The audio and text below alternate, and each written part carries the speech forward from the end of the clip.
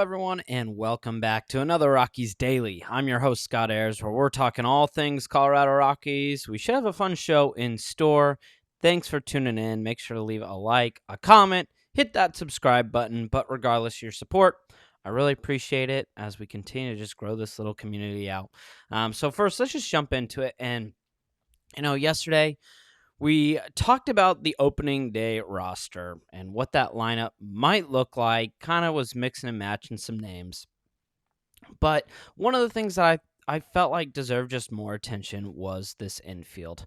And if you left a comment on that video or gave your thoughts or anything like that, how our upload schedule works right now is I'm uploading every single morning, or I record every single morning, and it gets uploaded.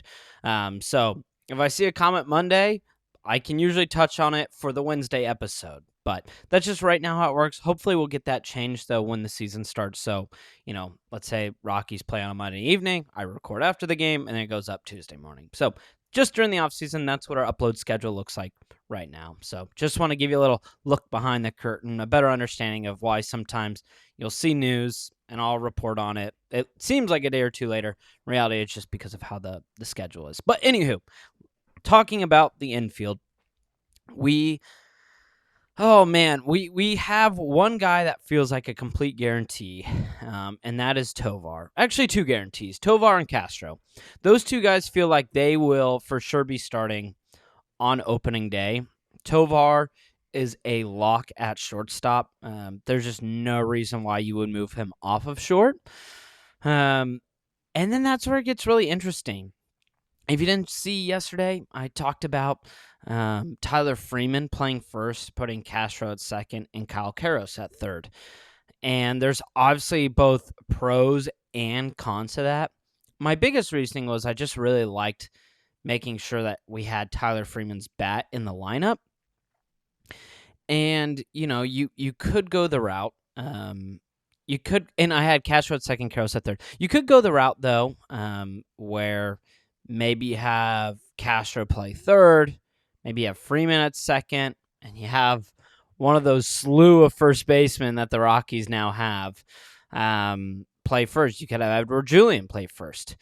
There's just a lot of routes that the Rockies can go, and unfortunately, it looks like they have a lot of options, but it just feels like regardless of what they choose right now, looking at it before spring training, we could have a standout guy step up, and that answers a lot of questions, right? That's a reality that can happen. The reality that we're looking at right now, though, is you have two guys that you feel pretty good about, and then there's just two pretty big question marks of who the other two guys in the infield will be, right? And if you say, hey, we want Freeman to be more of a utility guy, but he's not going to be the opening day starter, that's fine, but what does that actually look like for the Rockies?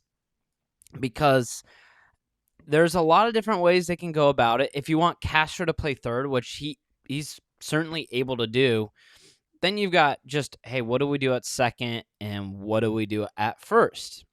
Again, I mentioned Tyler Freeman's name for a second. You can have Edward Julian. You can have Ryan Ritter.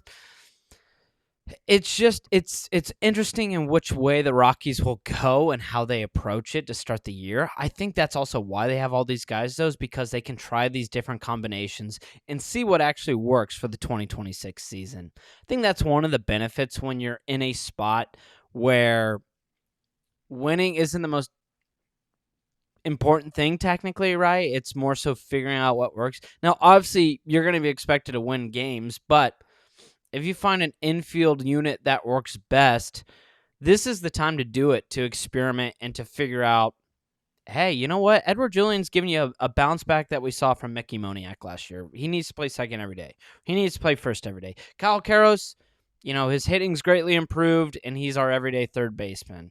Right? Like, these are the different things that the Rockies will figure out next season. One of the things that they could also figure out is, wow, we lack a lot of talent in this infield, and we need to make a move. And, you just briefly speaking on it, right? We just saw Eugenio Suarez sign for a 1-year, $15 million deal with the Reds, and maybe he was only looking to play with contenders, but that was absolutely a contract the Rockies could offer. We talked about how their payroll is is pretty small this year. One of the smaller payrolls that the Rockies have had in a long time. Why not go and just solidify the third base position or the first base position by signing like a guy like Suarez? And obviously, you can tell yourself, well, hey, you know what? We're going to be bad. There's no point. But you want to look at the production on the field and feel confident about it. And you just don't feel confident about the infield right now.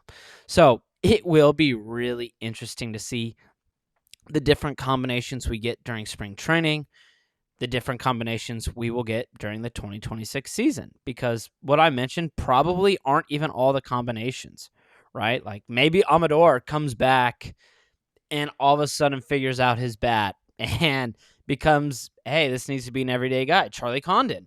Maybe he develops fully into being ready to play at the major league level. So there's going to be a lot of different questions and paths that the Rockies can take. And it'll be interesting to see what they're able to do. So that's obviously one thing. Obviously, now we talk briefly about Chris Bryant and what Chris Bryant is able to bring to the table. Now, for KB, it's been interesting in terms of just the lack of news we've heard about him.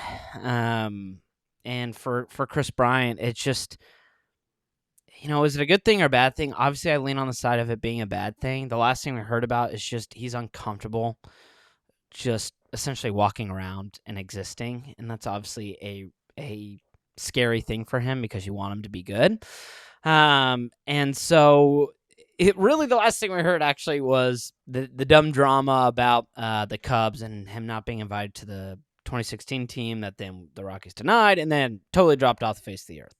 Great clickbait story for the offseason.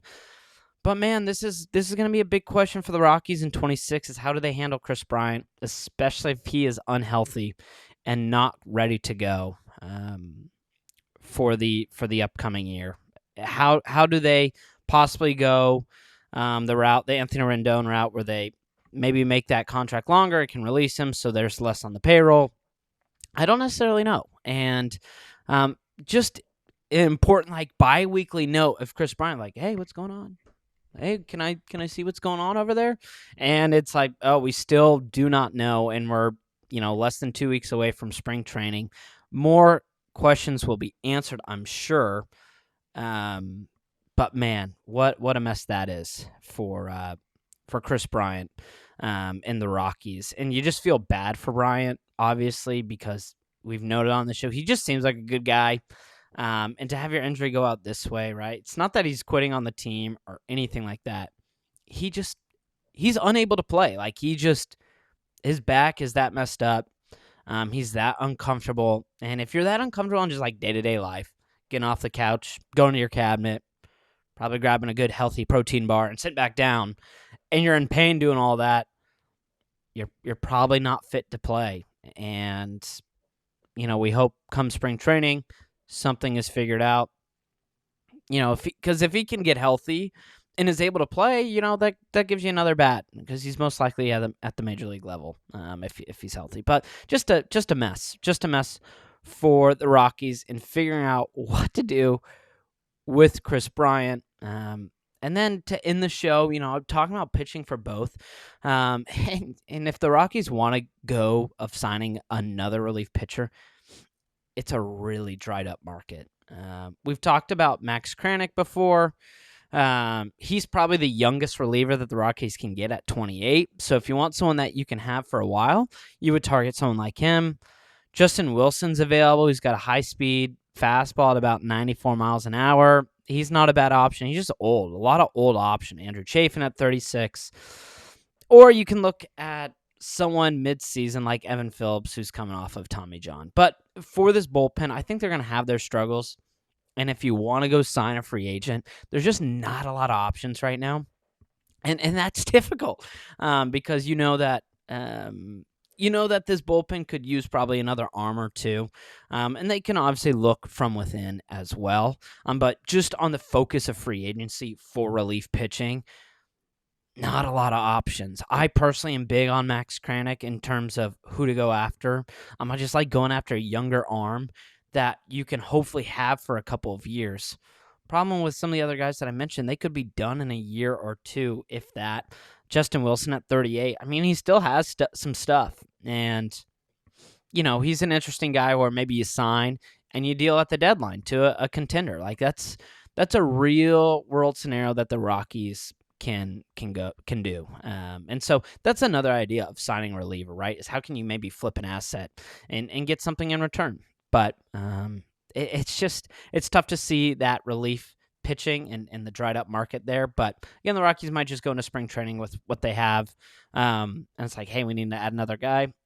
There's a slew of just like 30-plus-year-old men that are ready to give their arm everything they've got to pitch at Coors Field.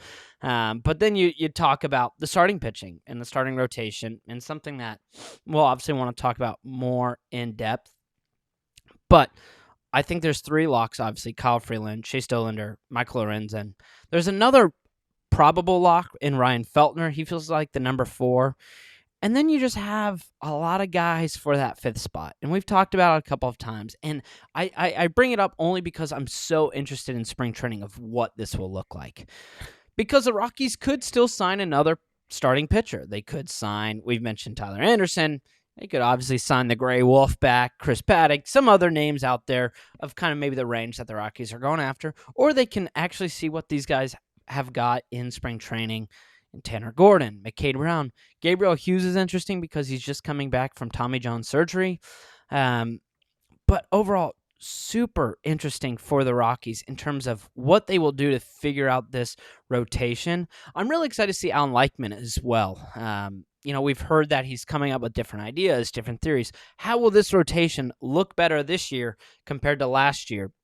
And obviously, just overall talent, I think, is a little bit better just with the signing of Lorenzen alone. But how Leichman can figure out this rotation and use that for the future will be a big deal for the Rockies. And, man, I think figuring out this number 5 guy is going to be, I mean, it could be more than just the number 5 guy. Just making this a competent starting rotation. But that's going to be one of the big questions and one of the things to focus on in spring training, right? We started with the infield, which will be a big focus and question in spring training. But the starting unit is also going to be a question that hopefully we get answers to in spring training. And we're less than 2 weeks away. And maybe it is something where come March, it's like, hey, we need to sign an arm and we need someone that can fill that role because the guys we've got aren't going to do it. Or it's, hey, you know what? Tanner Gordon, we feel really good about, and he's going to be the guy, the 5th guy in that starting rotation. So I just like bringing up these questions because we're so close to spring training. And I think it's important for us to just have on the top of our mind. Because that's probably what our front office is looking at as well. They're looking to answer questions that the Rockies haven't always had answers to, especially when it comes to pitching, hitting, and fielding. That's been a thing that the Rockies have had a lot of success with. We mentioned a few shows ago of the infield units that the Rockies have had with, Trevor Story and DJ LeMahieu, Nolan Arenado, and you could throw a broomstick at first base, and that infield is incredible. So, starting pitching is complete opposite, where you haven't had a lot of success in the history of this franchise with your starting rotation. This front office wants to get that done, though. This front office wants to answer those questions. We'll just have to wait and see, though, folks. And so that does it for another Rockies Daily. I hope that you enjoyed this episode. Make sure to hit that like button and subscribe. Thank you so much for tuning in. I really appreciate it. If you have any thoughts, comments, or overall opinions of things you want to see talked about on the show, different ideas, let me know down below. And I hope you have a wonderful day, and I will see you tomorrow.